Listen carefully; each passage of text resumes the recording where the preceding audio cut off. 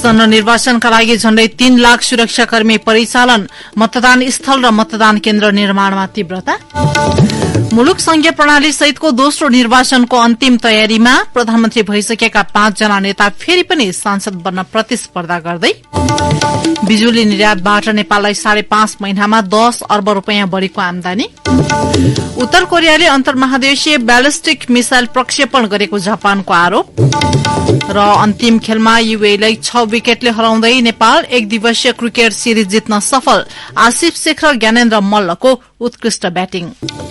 नमस्कार, कान्तिपुर डायरीका साथमा साथी सूरज र म पार्वता। समाचार अब विस्तारमा। शुरूमा निर्वाचन विशेष।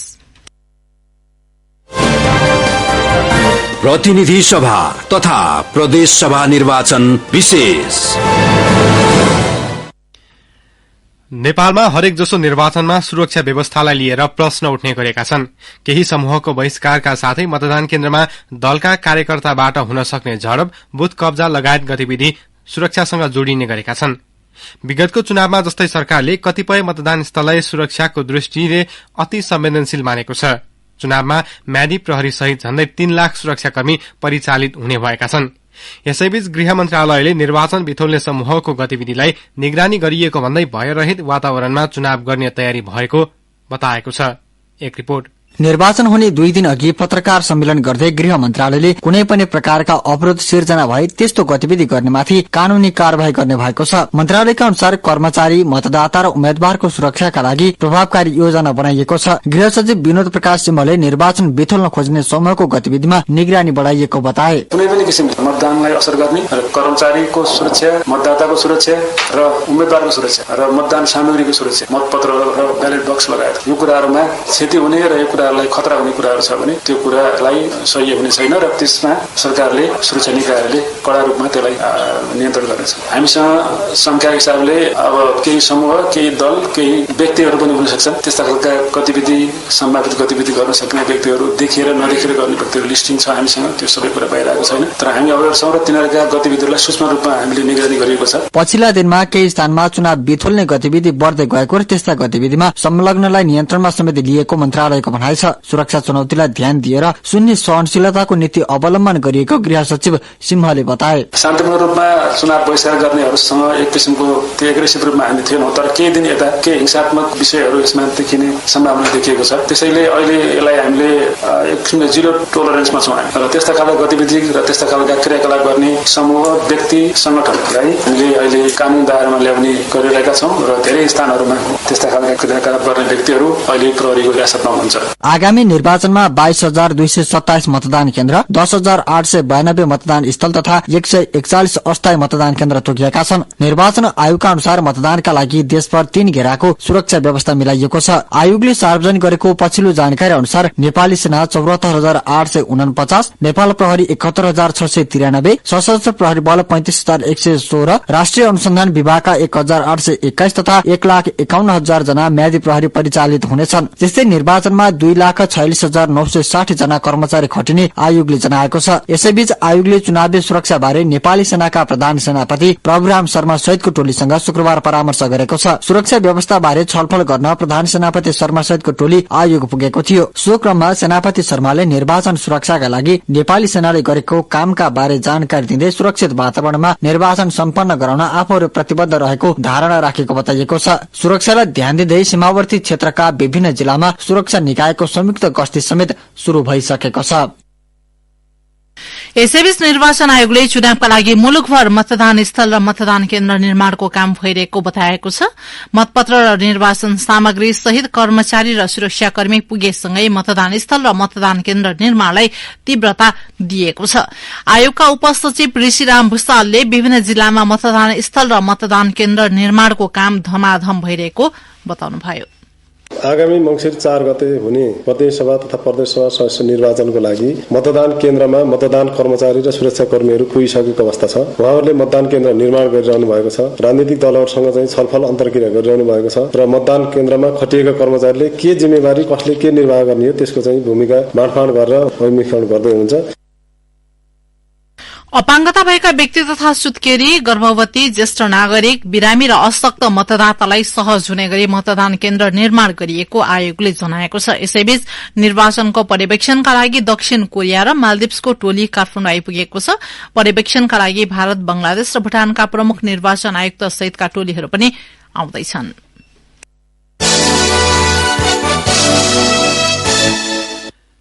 कान्तिपुर डायरीमा अब कान्तिपुर सविस्तार। कान्तिपुर सविस्तार। 2007 सालमा प्रजातन्त्र बहालीपछिको 6 दशकभित्र नेपालमा 9 वटा आम निर्वाचन भइसकेका छन्। 2 पटकको राष्ट्रिय पञ्चायत सदस्य निर्वाचन र 2 वटा संविधान सभा निर्वाचनलाई समेत आम निर्वाचनको रूपमा हेरिएको छ। 2072 सालमा संघीय लोकतान्त्रिक गणतन्त्र सहितको संविधान जारी भए पश्चात संघीय प्रणाली सहित दोस्रो पटक निर्वाचन हुन लागेको हो। 2015 सालमा भएको पहिलो आम निर्वाचनमा नेपाली कांग्रेसले 74 स्थानमा विजय हासिल गर्दै 2/3 मत पाउन सफल भएको थियो। नेपाल राष्ट्रवादी गोर्खा परिषदले 19, संयुक्त प्रजातन्त्र पार्टीले 5, नेपाल कम्युनिष्ट पार्टीले 4, नेपाल प्रजा परिषद आचार्य पक्षले 2 र नेपाल प्रजा परिषद मिश्र पक्षले 1 स्थानमा जित निकाल्दा 4 जना स्वतन्त्र उम्मेद्वार निर्वाचित भएको इतिहास छ। 2/3 ल्याएको कांग्रेस नेतृत्वमा सरकार बन्यो र बीपी कोइराला देशकै जननिर्वाचित पहिलो प्रधानमन्त्री बने। सो निर्वाचनमा 786 जनाले उम्मेदवारी दिएका थिए। 7 जना मात्र महिलाको उम्मेदवारी परेको निर्वाचनमा डडेलधुराबाट कांग्रेसकी द्वारिका देवी ठकुरानी मात्र निर्वाचित भइन्। तर पहिलो संसदले 18 महिना पनि काम गर्न नपाउँदै 2017 पुस 1 गते राजा महेन्द्रले निर्वाचित संसद र तत्कालीन सरकारलाई अपदस्थ गरेर निर्दलीय पञ्चायती व्यवस्था लागू गरेका थिए। त्यसपछि 2038 साल र 2043 सालमा राष्ट्रिय पञ्चायतको निर्वाचन भएको थियो। बहुदलीय प्रजातन्त्र पुनर्स्थापनापछि 2048 वैशाख 29 मा आम निर्वाचन भयो। 205 क्षेत्रमा भएको निर्वाचनबाट नेपाली कांग्रेसले 110 सिट जित्दै सबैभन्दा ठूलो दलको रूपमा उदायो। नेकपा एमाले 69 सिट सहित दोस्रो दल बन्यो भने संयुक्त जनमोर्चा 9, नेपाल सद्भावना पार्टी 6, राष्ट्रिय प्रजातन्त्र पार्टी चन्द 3, नेपाल मजदुर किसान पार्टी 2, नेकपा प्रजातन्त्र पार्टी 2 र राष्ट्रिय प्रजातन्त्र पार्टी थापाले 1 सिट जिते। यस्तै 3 सांसद स्वतन्त्र हैसियतमा निर्वाचित भए। तर प्रजातन्त्र पुनर्बहालीपछि गठन भएको संसदले 42 महिनापछि मृत्युवरण गर्नु पर्यो। सरकारको नीति तथा कार्यक्रम पारित नभएको झोकमा तत्कालीन प्रधानमन्त्री गिरिजाप्रसाद कोइरालाले 26 असार 2051 मा प्रतिनिधि सभा विघटन गरेपछि 2051 असार 29 गते भएको मध्यावधि निर्वाचनमा 88 सिट जितेर नेकपा एमाले सबैभन्दा ठूलो दल बन्यो भने मनमोहन अधिकारी पहिलो कम्युनिष्ट प्रधानमन्त्री भएका थिए। 83 सिट सहित कांग्रेस दोस्रो दलमा खुम्चियो। त्यसैगरी राष्ट्रिय प्रजातन्त्र पार्टीले 20, नेपाल मजदुर किसान पार्टीले 4 र नेपाल सद्भावना पार्टीले 3 स्थानमा जित निकाल्दा 7 जना सांसद स्वतन्त्र हैसियतमा विजयी भए। 2056 वैशाख 20 र जेठ 3 गते भएको 2 चरणको निर्वाचनबाट कांग्रेसले 111 स्थानमा विजय हासिल गर्दै प्रतिनिधि सभाको सबैभन्दा ठूलो दल बन्यो। एमाले 71 सिट सहित दोस्रो दल बन्यो। राष्ट्रिय स्वतन्त्र पार्टीले 11, नेपाल सद्भावना पार्टीले 5, राष्ट्रिय जनमोर्चाले 5, नेपाल मजदुर किसान पार्टी र संयुक्त जनमोर्चाले 1 स्थानमा जित निकाल्यो। माओवादीको सशस्त्र द्वन्द्वका कारण उत्पन्न परिस्थितिका कारण आम निर्वाचन हुन सकेन। राजनीतिक उथल पुथलपछि 2064 चैत्र 28 गते पहिलो संविधान सभाको निर्वाचन भयो। 10 वर्षे सशस्त्र विद्रोह गरी शान्तिपूर्ण राजनीतिमा आएको माओवादी ठूलो पार्टीको रूपमा उदायो र गणतन्त्र स्थापनाको पहिलो प्रधानमन्त्रीका रूपमा पुष्पकमल दाहाल प्रधानमन्त्री बने। सो निर्वाचनमा कांग्रेस दोस्रो, एमाले तेस्रो दल बन्दा मधेसी जनअधिकार फोरम चौथो दल बन्यो। 601 जना सभासद सम्मिलित संविधान सभाले संविधान निर्माणको काम गर्न नसकेपछि 2070 मंसिर 4 गते संविधान सभाको दोस्रो निर्वाचन भयो। 2064 सालमा पहिलो दल बनेको माओवादी संविधान सभाको दोस्रो निर्वाचनमा भने तेस्रो दलमा खुम्चियो। कांग्रेस पहिलो दल भन्दा एमाले दोस्रो दल बन्यो। कांग्रेस र एमाले लगायतका दल सहभागी भएको सरकारको नेतृत्व कांग्रेस सभापति सुशील कोइरालाले गरे। 2072 साल असोज 3 गते संविधान सभाबाट संविधान जारी भएपछि प्रतिनिधि सभाको 275 सदस्य चयनका लागि 2074 मंसिर 10 र मंसिर 21 मा 2 चरणमा निर्वाचन सम्पन्न भयो। मतका आधारमा एमाले पहिलो, कांग्रेस दोस्रो, माओवादी तेस्रो दल बनेको थियो। एमाले र माओवादी मिलेर बनेको तत्कालीन नेकपा नेतृत्वको सरकारमा प्रधानमन्त्री केपी शर्मा ओली बने। तत्कालीन नेकपामा चर्केको विवाद र प्रधानमन्त्री ओलीले 2 पटकसम्म प्रतिनिधि सभा विघटन गरेपछि सर्वोच्च अदालतले संसद पुनर्स्थापना गर्यो र शेर बहादुर देउवा नेतृत्वमा 5 दलीय गठबन्धनको सरकार गठन भयो। संघीय लोकतान्त्रिक गणतन्त्र स्थापना पछिको दोस्रो कार्यकालका लागि यही 4 मंसिरमा प्रतिनिधि सभा र प्रदेशसभाको निर्वाचन हुँदैछ। आगामी निर्वाचनमा मुख्यतः कांग्रेस नेतृत्वको गठबन्धन र एमाले नेतृत्वको चुनावी तालमेल बीच प्रतिस्पर्धा हुँदैछ। सत्ता गठबन्धनमा कांग्रेस सहित माओवादी, एकीकृत समाजवादी र राष्ट्रिय जनमोर्चा एउटै मोर्चामा छन् भने लोकतान्त्रिक समाजवादी पार्टीले केही स्थानमा चुनावी तालमेल गरेको छ। एमाले सत्ता गठबन्धनबाट बाहिरिएको जनता समाजवादी पार्टी जसपा र राष्ट्रिय प्रजातन्त्र पार्टीसँग चुनावी मोर्चा बनाएको छ। रेडियो कान्तिपुरका लागि खिलनाथ ताजपुरिया। कान्तिपुर सविस्तार। कान्तिपुर डायरीमा अब ब्रेकको पालो। कान्तिपुर डायरीमा अब बाँकी प्रसंग। 2015 सालको पहिलो आम निर्वाचनबाट शुरू भएको मुलुकको संसदीय इतिहाससँग जोडिएका थुप्रै राजनीतिज्ञ मध्ये कार्यकारी नेतृत्व गरेका 5 जना पात्रले आगामी निर्वाचनमा समेत प्रतिस्पर्धा गर्दैछन्।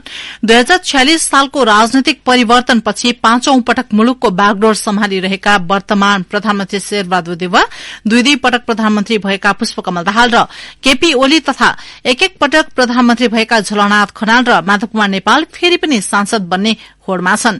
अहिलेका प्रधानमन्त्री देउवाले संसदीय निर्वाचनमा पराजय भोग्नु भएको छैन, तर अन्य 4 जना भने पराजित भएको इतिहास छ। एक सामग्री।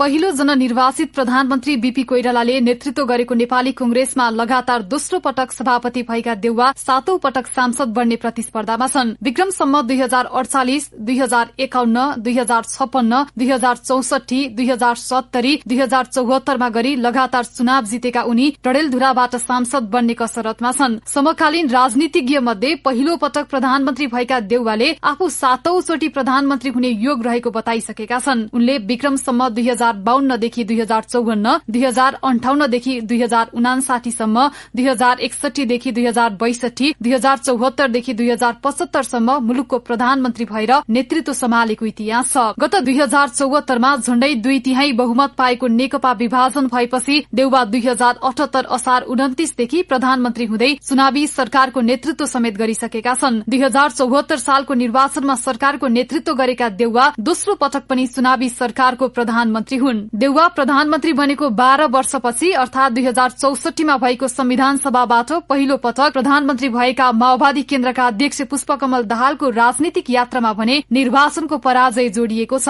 2073 सालमा अर्को पटक प्रधानमन्त्री भएका दाहाल 4 पटक निर्वाचन लडिसकेका छन्। उनले यी 4 पटक नै आफ्नो निर्वाचन क्षेत्र परिवर्तन गरेका छन्। 2074 सालमा चितवन क्षेत्र नम्बर 3 बाट विजयी उनी अहिले गोर्खा क्षेत्र नम्बर 2 बाट चुनाव लड्दैछन्। पहिलो संविधान सभामा काठमाडौँ क्षेत्र नम्बर 10 र रोल्पा क्षेत्र नम्बर 2 बाट विजयी भएका दाहालले 2070 सालमा भएको दोस्रो संविधान सभाको निर्वाचनमा काठमाडौँ क्षेत्र नम्बर 10 बाट कांग्रेसका राजन केसीसँग पराजित हुन पुगे भने सिधाबाट विजयी भए। उनले यसअघि 2065 देखि 2066 सम्म पहिलो पटक प्रधानमन्त्रीको रूपमा मुलुकको नेतृत्व गरे भने दोस्रो पटक 2073 साउन 19 देखि 2074 जेठ 23 गतेसम्म प्रधानमन्त्री पदमा रहेर मुलुकको नेतृत्व गरिसकेका छन्। 2 पटक प्रधानमन्त्री भइसकेको नेकपा एमालेका अध्यक्ष केपी शर्मा ओली पनि आसन्न निर्वाचनको उम्मेद्वारी सहित 7औं पटक मैदानमा छन्। 2048 यता भएका निर्वाचनमा उनले 1 पटक भने पराजय बेहोरेको इतिहास छ। 2048 सालको संसदीय निर्वाचनमा उनी गृह जिल्ला झापा क्षेत्र नम्बर 6 बाट विजयी भएका थिए। यस्तै 2051 सालको अर्को संसदीय चुनावमा पनि उनी सोही निर्वाचन क्षेत्रबाट विजयी हुन पुगे। 2056 मा झापा 2 र झापा 6 दुवैबाट विजयी भएका थिए। 2064 चैत 28 गतेको संविधान सभा निर्वाचनमा भने झापा 7 बाट उठेका ओलीले त्यति बेला प्रतिद्वन्दी विश्वदीप लिङदेनसँग करिब 2000 मतान्तर सहित पराजित हुनु परेको थियो। यस्तै 2070 सालको अर्को संविधान सभा निर्वाचनमा झापा क्षेत्र नम्बर 7 बाट विजयी उनी 2074 को आम निर्वाचनमा पुनः झापा क्षेत्र नम्बर 5 बाट विजयी भए। पहिलो पटक 2072 असोज 24 गते प्रधानमन्त्री बनेका ओली पुनः 2074 फागुनमा कार्यकारी भूमिकामा आएका थिए। यस्तै एकीकृत समाजवादी पार्टीका अध्यक्ष माधव कुमार नेपालसँग पनि 2048 यता 1 पटक मात्र चुनाव हारेको रेकर्ड छ। उनले 2064 सालको संविधान सभा निर्वाचनमा 1 पटक पराजय बेहोर्नु परेपछि त्यसपछिका निर्वाचनमा कहिले चुनाव हार्नु परेको छैन। अन्य निर्वाचनमा एमालेबाट चुनाव लड्दै आएका नेपाल यस पटक छुट्टै पार्टीबाट चुनाव लड्दैछन्। उनले करिब 2 वर्ष प्रधानमन्त्री पदमा रहेर देश हाँकेको इतिहास छ। उनी 2066 जेठ 11 गतेदेखि 2067 माघ 22 गतेसम्म प्रधानमन्त्री बनेका थिए। उनी 2066 जेठ 11 गतेदेखि 2067 माघ 22 गतेसम्म प्रधानमन्त्री बनेका थिए। यस्तै एकीकृत समाजवादी पार्टीका सम्मानित नेता झलनाथ खनाल पनि 2048 यताका चुनावमा 2056 को निर्वाचनमा पराजित भए यता पराजय बेहोर्नु परेको छैन।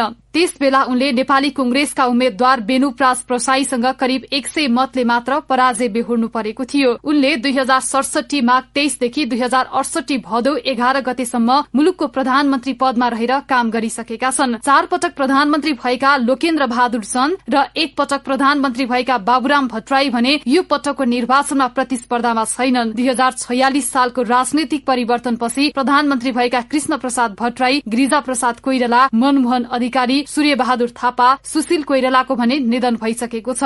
2070 सालको संविधान सभा निर्वाचनमा कार्यकारी प्रमुख बनेका पूर्व प्रधान न्यायाधीश खिलराज रेग्मी भने गैर दलीय पृष्ठभूमिका हुन्। 2048 यता पालै पालो नेतृत्वदायी भूमिकामा रहेर देशको नेतृत्व गरिसकेका देउवा, दाहाल, ओली, खनाल र नेपालले निर्वाचनमा पुनः प्रतिस्पर्धा गरिरहँदा राजनीतिमा पुस्तान्तरणको बहस तीव्र रूपमा भएको छ। 3 दशकमा आलै पालो यी 5 अनुहारबाट देश सञ्चालन हुँदै आएकोमा अबको भावी प्रधानमन्त्री यिनै पुराना अनुहार मध्येबाट हुने हो वा नयाँ अनुहारको उदय हुने हो, सर्वत्र चासो छ। रेडियो कान्तिपुरका लागि तुलसी आर्याल। नेपालले बिजुली निर्यातबाट 5.5 महिनामा 10 अर्ब रुपियाँ बढ़ीको आमदानी गरेको छ। नेपाल विद्युत प्राधिकरणका अनुसार यस वर्षको पहिलो 5.5 महिनामा बिजुलीको निर्यातबाटै 10 अर्ब 38 करोड़ 96 लाख रुपियाँ बराबरको आमदानी भएको हो। मुलुकभित्र खपत गरी अतिरिक्त भएको 1 अर्ब 26 करोड़ 25 लाख 38 हजार युनिट बिजुली प्राधिकरणले निर्यात गरेको हो। यो गत कार्तिकसम्मको विवरण हो।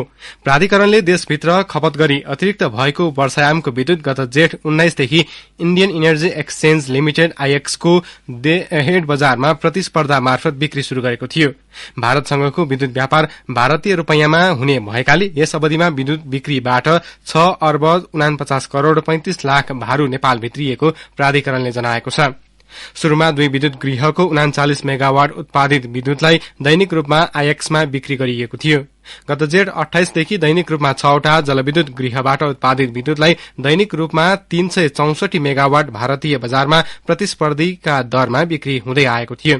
गत कार्तिक 18 र 30 बाट चिलिमे र सोलु खोलाको विद्युत पनि निर्यात शुरू भएसँगै भारततर्फ निर्यात हुने विद्युतको स्वीकृति क्षमता 409 मेगावाट पुगेको प्राधिकरणले जनाएको छ। कान्तिपुर डायरीमा पुनः ब्रेकको पालो।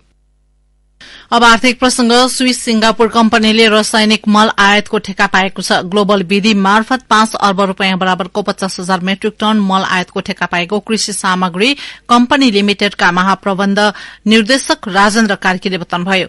कम्पनीले सो ठेक्काबाट 30,000 मेट्रिक टन यूरिया र 20,000 मेट्रिक टन डीएपी मल भित्र्याउने भएको छ। यस्तै अहिले 30,000 मेट्रिक टन यूरिया र 22,000 मेट्रिक टन डीएपी मल मौजदात रहेको कार्कीले बताउनुभयो। हिउँदे बालीका लागि मल अभाव नहुने समेत कृषि कम्पनीको दावी छ। पोखरा अन्तर्राष्ट्रिय विमानस्थलमा हुने क्यालिब्रेशन उडानका लागि पोखरा विमानस्थलबाट भइरहेको आन्तरिक उडान प्रभावित हुने भएको छ। नागरिक उड्डयन प्राधिकरणले यही मंसिर 5 देखि 12 गतेसम्म नवनिर्मित अन्तर्राष्ट्रिय विमानस्थलको क्यालिब्रेशन अर्थात प्राविधिक क्षमता मूल्याङ्कन उडान हुँदैछ। क्यालिब्रेशन उडानका लागि एरोथाई कम्पनीको विशेष जहाज नेपाल आइसकेको छ। यान्त्रिक परीक्षणको क्रममा जहाजले कैयौं पटक उडान र अवतरण गर्नेछ। सोही कारण क्यालिब्रेशन उडानका लागि नियमित उडान प्रभावित हुने भन्दै यति एयरलाइन्स र बुद्ध एयरलाइन्सले एक सूचना मार्फत यात्रुलाई जानकारी गराएका छन्। अब अन्तर्राष्ट्रिय प्रसंग। उत्तर कोरियाले अन्तर्महादेशीय ब्यालिस्टिक मिसाइल प्रक्षेपण गरेको जापानले आरोप लगाएको छ। मिसाइल होक्काइडोबाट करिब 210 किलोमिटर पश्चिम समुद्रमा खसेको जापानका रक्षा मन्त्री यासुकाजु हमादालाई उद्धृत गर्दै बीबीसीले जनाएको छ। अमेरिकाले समेत सो प्रक्षेपणको निन्दा गरेको छ। यसअघि हिजो मात्रै सो क्षेत्रमा अमेरिकी सेनाको उपस्थिति बढ़े उत्तर कोरियाले प्रतिक्रियाको चेतावनी दिएको थियो। हिजै उसले छोटो दूरीको ब्यालिस्टिक मिसाइल समेत प्रक्षेपण गरेको थियो। उत्तर कोरियाले विगत 2 महिनामा 50 भन्दा बढ़ी क्षेप्यास्त्र प्रहार गरिसकेको छ, जसमध्ये अधिकांश छोटो दूरीका छन्। पछिल्लो समय उत्तरले गरेको लामो दूरीको क्षेप्यास्त्र अमेरिकाका लागि प्रत्यक्ष खतराको विषय बनेको छ। यसैबीच दक्षिण कोरिया, अमेरिका र जापान आफूहरूबीच सैन्य सहयोग बढ़ाउन सहमत भएका छन्। साउदी अरबका राजकुमार मोहम्मद बिन सलमानले पत्रकार जमाल खशोगीको हत्या आरोपबाट उन्मुक्ति पाएका छन्। बाइडेन प्रशासनले साउदी अरबका राजकुमार मोहम्मद बिन सलमानको पक्षमा फैसला गरेको बीबीसीले जनाएको छ। खशोगीलाई सन् 2018 अक्टोबरमा इस्तानबुलको साउदी वाणिज्य दूतावासमा साउदीका एजेन्टहरूले आक्रमण गरेका थिए। अमेरिकी गुप्तचरहरूले सो आक्रमण राजकुमार मोहम्मदको आदेशमा भएको बताउँदै आएका थिए। यसअघि राजकुमारका वकिलहरूले अक्टोबर 3 मा वाशिंगटनको संघीय जिल्ला अदालतमा मुद्दा खारेज गर्न अनुरोध गर्ने निवेदन दिएका थिए।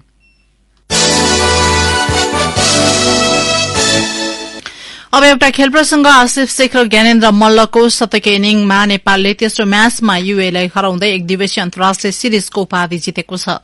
नेपालले घरेलु मैदानमा आज भएको अन्तिम खेलमा यूएलाई 6 विकेटले हराउँदै सिरिज 2-1 ले जितेको हो। 177 रनको लक्ष्य पछ्याएको नेपालले 40.1 ओभरमा 4 विकेट गुमाउँदै लक्ष्य पूरा गर्यो। नेपाललाई जित दिलाउन आसिफ शेखले 119 बलमा 12 चौका प्रहार गर्दै सर्वाधिक 88 रनको योगदान गरे। यस्तै पूर्व कप्तान ज्ञानेन्द्र मल्लले 73 बलमा 7 चौका र 3 छक्का प्रहार गर्दै 64 रन बनाए। ज्ञानेन्द्र र आसिफ दुवैको यो एक दिवसीय अन्तर्राष्ट्रियमा 5औं अर्धशतक हो। दोस्रो विकेटका लागि ज्ञानेन्द्र र आसिफले 122 रनको शतकीय साझेदारी गरेका थिए। त्यसअघि कीर्तिपुर स्थित त्रिवेणी क्रिकेट मैदानमा नेपालले टस जितेर फिल्डिङ रोजेपछि ब्याटिङ गरेको यूएले निर्धारित ओभरमा 9 विकेट गुमाउँदै 176 रन बनाएको थियो। यूएले पहिलो खेलमा नेपाललाई 84 रनले पराजित गर्यो भने दोस्रो खेल नेपालले 3 विकेटले जितेको थियो। अन्त्यमा यस बुलेटिनका प्रमुख प्रसंग पुनः एकपटक। आसन्न निर्वाचनका लागि झण्डै 3 लाख सुरक्षाकर्मी परिचालन, मतदान स्थल र मतदान केन्द्र निर्माणमा तीव्रता। मुलुक संघीय प्रणाली सहितको दोस्रो निर्वाचनको अन्तिम तयारीमा प्रधानमन्त्री भइसकेका 5 जना नेता फेरि पनि सांसद बन्न प्रतिस्पर्धा गर्दै। बिजुली निर्यातबाट नेपाललाई 5.5 महिनामा 10 अर्ब रूपियाँ बढ़ीको आमदानी। उत्तर कोरियाले अन्तर्महादेशीय ब्यालिस्टिक मिसाइल प्रक्षेपण गरेको जापानको आरोप। र अन्तिम खेलमा यूएलाई 6 विकेटले हराउँदै नेपाल एक दिवसीय क्रिकेट सिरिज जित्न सफल। आसिफ शेख र ज्ञानेन्द्र मल्लको उत्कृष्ट ब्याटिङ। हवस् त यिनै प्रसंगसँगै कान्तिपुर डायरीको यो बुलेटिन यही सकिन्छ। राति 8 बजे सेक्युरिटी एण्ड क्राइम डायरी हुनेछ। सूरज र म पार्वता आज्ञा माग्छौं। नमस्कार।